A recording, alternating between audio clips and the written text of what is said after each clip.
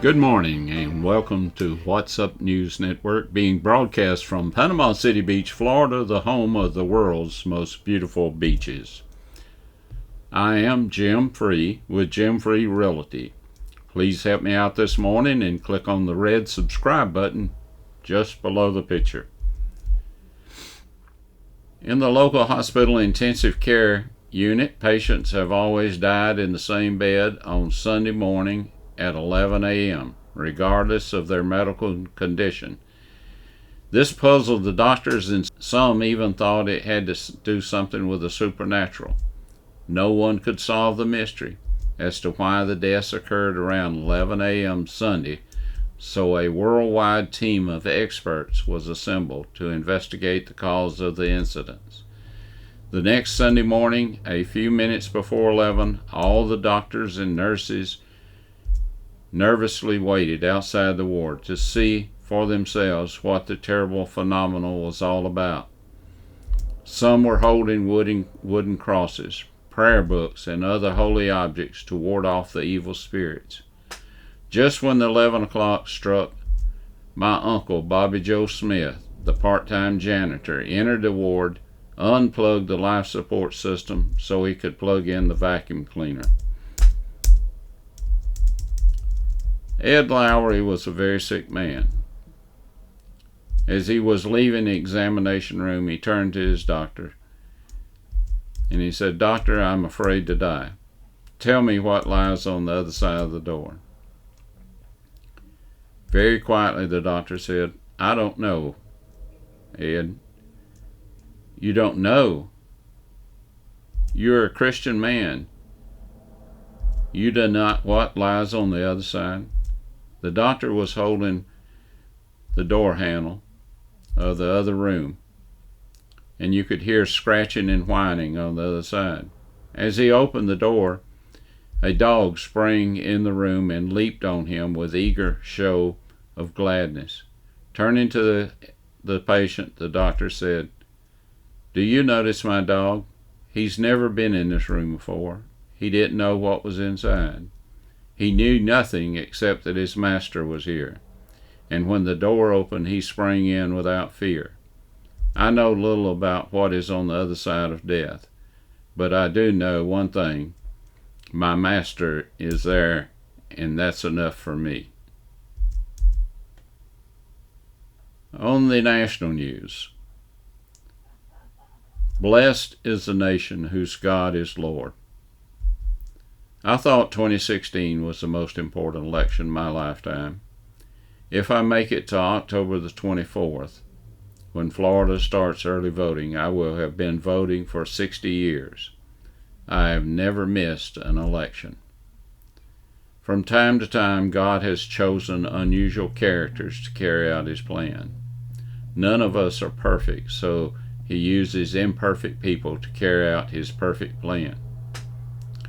If you have noticed, our country is in a mess. Riots, pandemics, 61 million babies murdered, autocratic governors and mayors shutting churches down while at the same time encouraging those who engage in riots and destruction of our cities. Democratic mayors and governors are calling for defunding the police.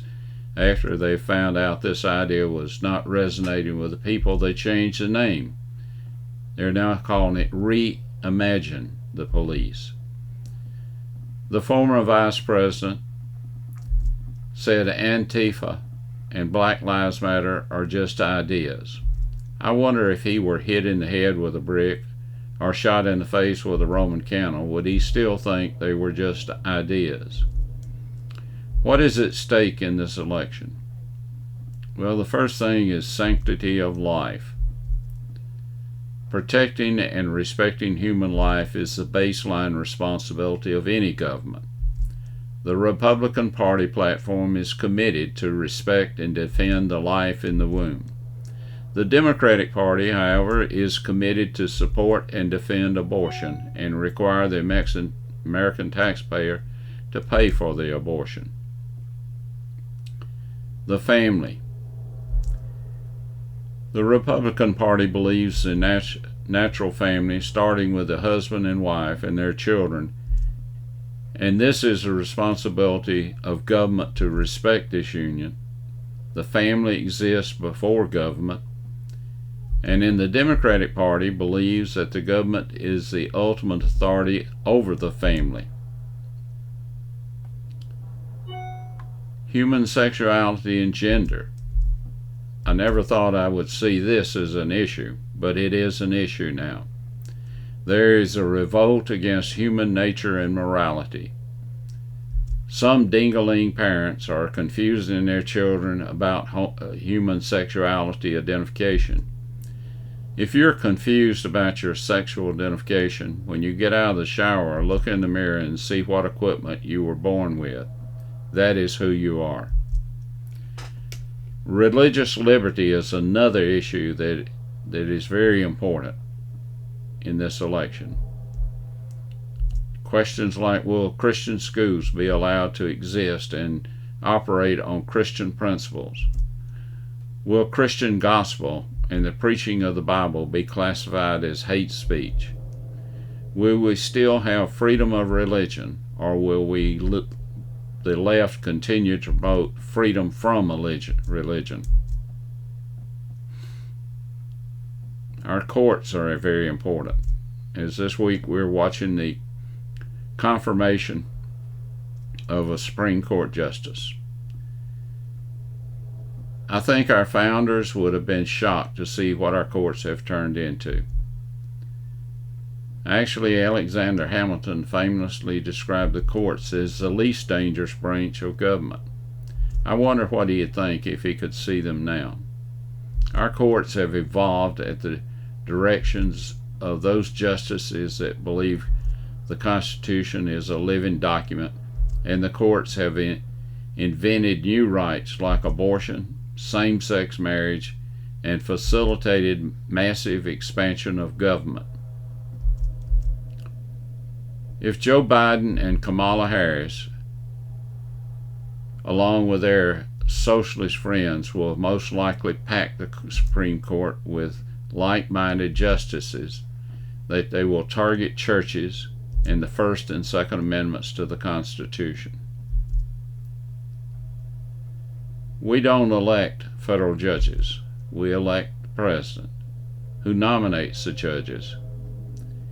And we elect the senators that confirm the judges and justices. I've talked a lot about darkness today, but our Lord taught us that His church is the light of the world, and it will blot out any darknesses. I don't think we have to worry if we carry out our responsibility to get out and vote. Christian voters must understand that every vote matters, all the way from the city and county commissioners to the Oval Office. Let your family and your friends know how important this election is. Use social media and any other means you have to get the message out. Thank you for watching, and until we meet again, may God bless you, your family, and this great country that we live in.